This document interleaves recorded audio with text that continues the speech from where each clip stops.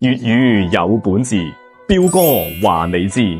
今期節目同大家介紹粵語本字碰塵個碰，佢係咁樣寫嘅，用拼音輸入法輸入 PENG 可以揾到。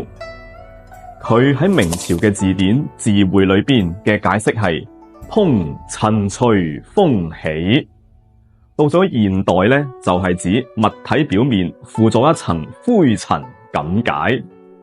另外啊，大家應該都聽過風塵僕僕呢個成語啦，係指旅途呢好奔波、好勞累。